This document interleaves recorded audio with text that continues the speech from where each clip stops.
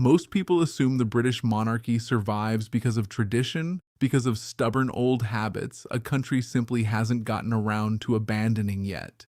That assumption gets the story almost exactly backwards. The British monarchy didn't survive into the 21st century by staying the same. It survived by changing constantly, quietly, sometimes desperately, again and again, at exactly the moments when staying the same would have destroyed it completely. Nearly every other European monarchy that existed 100 years ago is gone now, abolished, exiled, or reduced to a ceremonial footnote nobody outside their own country could name. The fact that Britain's crown is still sitting on someone's head isn't an accident of tradition. It's the result of one of the most successful, least discussed reinvention projects in modern political history, and almost none of it happened the way the pageantry would have you believe. To understand how deliberate this reinvention really was, you have to go back to a single, almost embarrassing crisis in 1917, in the middle of the First World War. The British royal family at the time was called the House of Saxe-Coburg and Gotha, a German name inherited through Queen Victoria's husband, Prince Albert. That wasn't a small detail. Britain was locked in a brutal, years-long war against Germany, sending an entire generation of young men to die in the trenches, while the man sitting on the British throne shared blood, a surname, and even close personal friendships with the German Kaiser leading the enemy war effort. Public anger at anything German had become so intense that even dachshunds were being kicked in the street and German-owned shops were being smashed. King George V understood, with remarkable clarity for a monarch who supposedly ruled by ancient bloodline rather than public approval, that his family's German name had become a genuine political liability. So in 1917, in a move that was equal parts patriotic and pragmatic, the family quietly renamed itself the House of Windsor, after the castle, scrubbing German titles from extended relatives and rebranding the entire institution almost overnight. It worked. The public largely forgot, or chose to forget, just how recently the people on the throne had been considered practically German royalty themselves. That single decision tells you almost everything you need to know about how this institution actually operates beneath the ceremonial surface. It isn't guided primarily by bloodline purity or ancient law, even though both of those things matter enormously on paper. It's guided, time and again, by an instinct for self-preservation sharp enough to rename an entire royal house the moment public sentiment demanded it. And that instinct would be tested again and again across the following century, far more severely than a simple name change. The years immediately following the First World War turned out to be one of the most dangerous periods any European monarchy had ever faced, and most of them didn't survive it. The Russian monarchy collapsed entirely in 1917, ending centuries of Romanov rule in revolution and execution. The German Kaiser abdicated and fled into exile in 1918, his empire dissolved overnight. The Austro-Hungarian monarchy, one of the oldest and most powerful royal houses in European history, simply ceased to exist as the empire it had ruled fractured into separate nation-states. The Ottoman Sultanate, which had survived for over 600 years, was abolished within a few years of the war's end. By the early 1920s, the political map of Europe had been almost completely redrawn, and crowned heads who had ruled for generations had been swept away by the same forces of nationalism, economic collapse, and popular anger that the war had unleashed everywhere. Britain's monarchy remarkably weathered all of it. Partly that was luck. Britain hadn't lost the war and collapsed into the kind of total economic and social chaos that doomed its continental cousins. But partly it was the same pragmatic instinct that drove the name change, a willingness to keep adapting the institution's public role just enough to avoid becoming a target for exactly the kind of revolutionary anger toppling crowns elsewhere. The Second World War tested that survival instinct in an entirely different way, less about political maneuvering and more about pure, sustained public symbolism under genuine physical danger. King George VI, an unlikely monarch who had never expected to inherit the throne until his brother's abdication forced it on him, made the deliberate choice to remain in London throughout the Blitz, even after Buckingham Palace itself was bombed multiple times. He and Queen Elizabeth, later known affectionately as the Queen Mother, toured bombed-out neighborhoods, visited hospitals, and were photographed inspecting the rubble of their own damaged palace, images that did more for British wartime morale than almost any other piece of state propaganda could have achieved. The choice not to evacuate to safety when so many wealthier and less symbolically important British families did exactly that became one of the defining moments that cemented the monarchy's emotional bond with ordinary people for the rest of the century. It wasn't accidental. It was a calculated, courageous bet that shared visible danger would buy the institution decades of goodwill, and it paid off in ways that outlasted the war itself by generations. When Elizabeth II came to the throne in 1952, following her father's early death, the monarchy faced a different kind of modernization question entirely, this time centered on a brand new technology that threatened to either revolutionize its relationship with the public or expose it to scrutiny it had never previously had to survive. Television was still a novelty in most British homes, and the old guard within the royal household, along with Winston Churchill's own government, initially opposed allowing cameras inside Westminster Abbey for the coronation itself, worried that broadcasting something so sacred and ceremonial into ordinary living rooms might cheapen its mystique. The young queen herself reportedly overruled that resistance, insisting the ceremony be televised, a decision that turned her 1953 coronation into one of the first true global media events in history, watched live by millions of people who had never seen anything like it broadcast directly into their homes. It was a genuine gamble. Instead of damaging the monarchy's mystique, it expanded it on an unprecedented scale, embedding the institution directly into the daily media habits of an entire generation in a way no previous monarch had ever attempted, let alone achieved.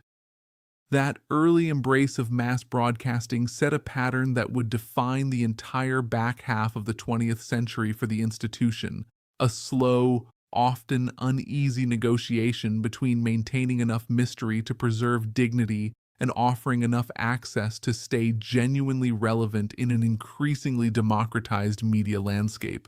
Nowhere was that tension more visible or more controversial within the family itself than in 1969. When the palace agreed to an extraordinary fly-on-the-wall documentary simply called Royal Family, granting television cameras unprecedented access to film the Queen and her children in informal, supposedly ordinary domestic moments, barbecues at Balmoral, casual conversations at the dinner table, scenes designed specifically to make the monarchy look approachable and human rather than distant and ceremonial. The documentary was a massive rating success when it first aired, watched by tens of millions of people fascinated by this rare glimpse behind the curtain.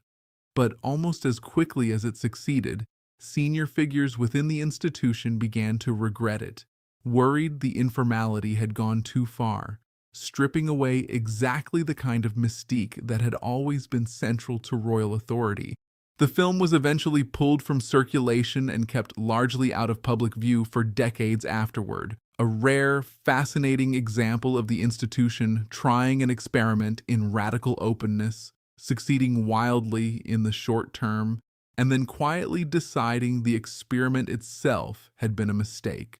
Running alongside all of this domestic reinvention was an even larger, more consequential transformation playing out on the world stage, the dismantling of the British Empire itself, and the monarchy's remarkable second act as the symbolic head of something entirely new, the Commonwealth. As former colonies across Africa, Asia, and the Caribbean gained independence through the 1950s, 60s, and 70s, the institution faced an existential branding question far bigger than any single scandal or documentary. The crown had spent centuries positioning itself as the literal ruler of a global empire built substantially on conquest and colonization. Now, country after country was formally separating from that empire, many doing so amid bitter, completely justified anger over the violence and exploitation colonial rule had inflicted on their populations. Rather than disappearing alongside the empire it had once represented, the monarchy reinvented its global role almost entirely, repositioning itself as the voluntary, symbolic head of a loose association of independent nations, choosing, at least officially, to maintain a ceremonial relationship with the crown even after full political independence. It was an extraordinary sleight of hand, transforming an institution built on imperial conquest into one that could plausibly market itself as a forum for international friendship and cooperation among equals. Whether that transformation represented genuine moral reckoning or simply masterful rebranding remains a subject of intense, ongoing debate, particularly among historians and citizens in former colonies who argue the Commonwealth still carries the unresolved weight of empire underneath its friendlier modern packaging. That debate has only intensified in recent decades as a growing number of Commonwealth nations have begun seriously questioning whether maintaining the British monarch as their own ceremonial head of state still makes any sense at all. Australia held a national referendum on becoming a republic back in 1999, a vote that ultimately failed but exposed just how divided public opinion had become over the monarchy's lingering role in a country thousands of miles from London with its own distinct national identity. Barbados became the most recent Commonwealth nation to formally cut that final tie, declaring itself a republic in 2021 and removing the British monarch as head of state entirely, with several other Caribbean nations openly discussing similar moves in the years since. Each of these departures chips away, symbolically if not practically, at the scale of the institution's remaining global reach, forcing an uncomfortable, ongoing question that the monarchy itself has no real power to answer through reinvention alone. At what point does a ceremonial role become so symbolically thin that the nations involved simply decide it isn't worth maintaining anymore? Back home in Britain, the institution's relationship with its own public went through its own dramatic reinvention pressures during the final decades of Elizabeth's extraordinarily long reign.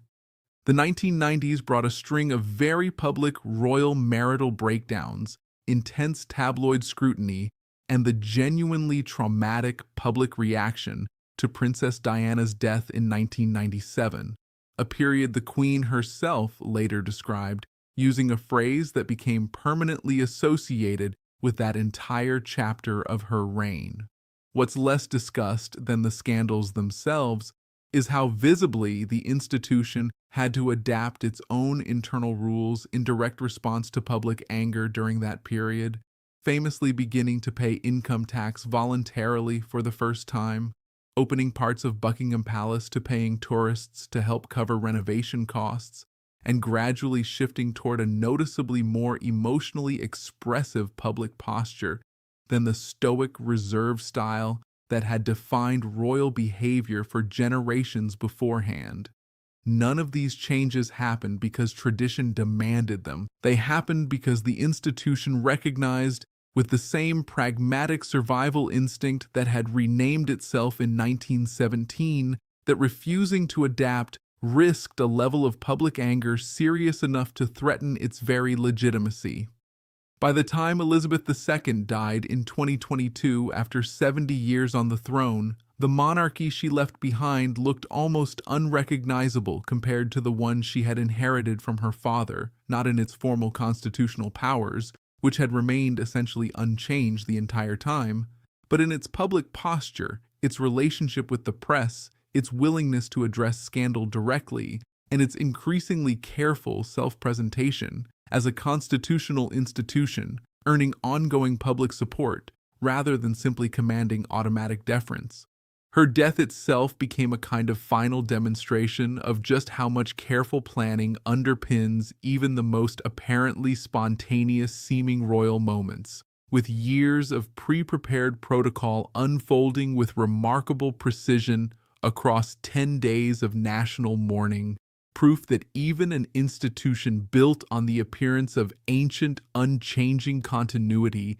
now relies on the same kind of meticulous, modern logistical planning you'd expect from any major global media event. Long before any of this 20th century reinvention began, the institution had already been through one of the most fundamental transformations any system of government can survive: the slow, often violent conversion from genuine, absolute rule into something constitutional lawyers would eventually describe as a monarch who reigns but does not rule. That transformation didn't happen gradually through polite negotiation. It happened through outright civil war, regicide, and forced abdication centuries before anyone alive today was born. King Charles I lost his head to Parliament's forces in 1649 after refusing to accept any meaningful limits on royal authority, a brutal lesson the monarchy never fully forgot, even after the crown was restored just over a decade later. The Glorious Revolution of 1688 forced King James II to flee the country entirely, replaced by a new king and queen who explicitly accepted, for the first time in writing, that their authority now depended on Parliament's consent rather than divine right alone. From that point forward, the British monarchy existed under an entirely different operating logic than it had for the previous several centuries, one where survival meant continuously, carefully ceding real political power while finding new, less threatening ways to remain symbolically essential to national identity. By the time Queen Victoria sat on the throne in the 19th century, the monarch's actual political authority had already been reduced to something closer to influence and moral suasion than direct command, setting the template that every 20th century reinvention discussed so far was really just continuing to refine. The abdication crisis of 1936 deserves a second look through this exact lens, not simply as a juicy royal scandal involving forbidden love, but as one of the clearest demonstrations in modern history of the institution's willingness to sacrifice an individual king entirely in order to protect the monarchy itself. When Edward VIII refused to give up Wallis Simpson, the government, the church, and ultimately the institution's own internal logic concluded that keeping him on the throne posed a greater existential risk to the crown's stability than simply replacing him with his more dutiful, more conventional younger brother. There was no meaningful effort to bend the rules to accommodate him, no serious campaign within the palace to defend his personal choices against public and constitutional pressure. The system absorbed the shock by removing him entirely, smoothly transferring the crown to George VI within days, and the institution survived the crisis essentially undamaged within a few short years, helped enormously by the unifying experience of the Second World War that followed almost immediately afterward. It's a pattern that recurs constantly throughout this history. Individual royals are, when necessary, treated as expendable, while the institution itself is treated as something close to sacred, worth preserving even at the cost of sacrificing whichever specific person currently happens to be wearing the crown. The financial architecture supporting the monarchy went through its own quiet, decades-long reinvention that rarely gets discussed with the same drama as abdications or documentaries, but which mattered just as much to the institution's long-term survival. For centuries, the reigning monarch received what was known as the civil list, an annual parliamentary grant intended to cover the costs of running the royal household, in exchange for handing over the revenues generated by the crown estate, the enormous portfolio of land and property technically owned by the monarchy but managed on behalf of the nation. That arrangement worked reasonably well for generations, but by the early 1990s, against a backdrop of recession, rising public anger over a damaging fire at Windsor Castle, and a string of expensive royal divorces playing out in tabloids, public tolerance for that funding model began visibly eroding. The Queen's own decision to begin voluntarily paying income tax in 1992, something no reigning monarch had been required to do in living memory, was a direct, calculated response to that pressure, an attempt to diffuse growing resentment before it hardened into a genuine political crisis. Decades later, the civil list system itself was formally replaced altogether by the sovereign grant, a different funding mechanism tied directly to a percentage of crown estate profits, designed specifically to make royal finances more transparent and more directly linked to the institution's own commercial performance, rather than appearing as an open-ended drain on the public purse. Each of these financial reforms followed the exact same underlying logic as every other reinvention covered so far. Adapt the institution's relationship with money before public anger forces a far more dramatic and less controllable change later. Much of the institution's mid-20th century push toward modernization actually traces back to a single restless figure who spent decades quietly agitating from just outside the spotlight himself. Prince Philip, the Queen's husband, who arrived into royal life as a foreign-born naval officer with little patience for tradition he considered pointless or financially wasteful. Philip pushed relentlessly behind the scenes for the monarchy to embrace television, to open the family's finances to at least some public scrutiny, and to adopt language explicitly framing the institution as something that needed to demonstrate ongoing value for money to the taxpayers funding it. A strikingly modern, almost corporate way of thinking about royal legitimacy that would have been unthinkable to monarchs a few generations earlier. He was the driving force behind allowing the 1969 documentary to be filmed in the first place, convinced that public affection could be deepened rather than diminished by greater openness, even though the eventual decision to shelve that same documentary suggests the rest of the institution never fully shared his confidence in just how much exposure the mystique could actually survive. His instinct toward modernization made him, at various points, an unpopular figure within more conservative corners of the royal household. But the broader trajectory of the institution over the following decades, more financial transparency, more willingness to engage with mass media, more explicit justification of its own usefulness, largely vindicated the direction he had been pushing for since the 1950s. That same pressure to demonstrate ongoing value resurfaced with particular intensity during the 1980s and 1990s, as Britain's economy went through painful structural changes under Margaret Thatcher's government, and public patience for institutions that appeared to consume public money without clear justification grew noticeably thinner.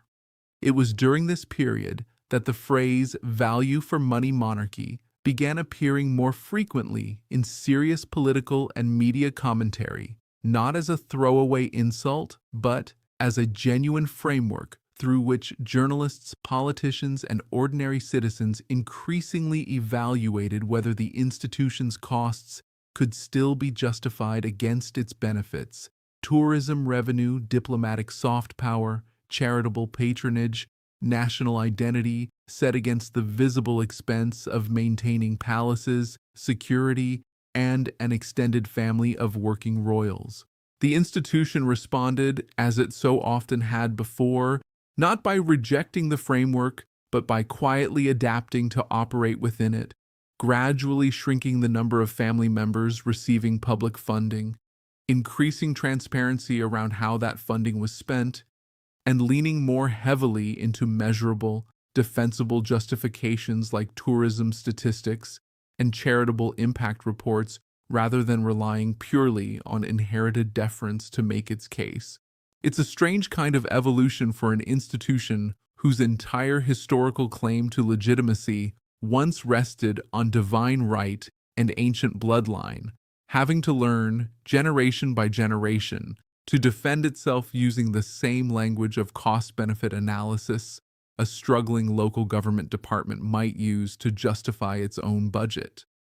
It's worth stepping outside Britain for a moment to appreciate just how unusual this particular survival story actually is by international standards, because the monarchy didn't just have to compete against Republican movements at home, it existed within a steadily shrinking club of European monarchies that all faced remarkably similar pressures and chose very different paths forward. The surviving monarchies of Scandinavia, in Norway, Sweden, and Denmark, took their own version of this reinvention even further, deliberately cultivating an image of approachable, almost ordinary royal families, sometimes nicknamed bicycle monarchies, for their relatively modest, visibly down-to-earth public personas compared to Britain's more elaborate ceremonial traditions. Spain's monarchy, restored only in 1975 after decades of dictatorship, has had to repeatedly justify its own legitimacy to a public with a much more recent and complicated relationship with royal rule, while Japan's imperial family operates under constitutional restrictions so severe following its total post-war reinvention after 1945 that the emperor holds no political power whatsoever and exists almost entirely as a symbolic, spiritual figurehead for the nation. Each of these surviving monarchies arrived at broadly the same conclusion the British Crown reached generations earlier: that continued existence in the modern world depends entirely on convincing an increasingly skeptical public that symbolic value alone is worth preserving, even after every meaningful trace of actual political power has been stripped away.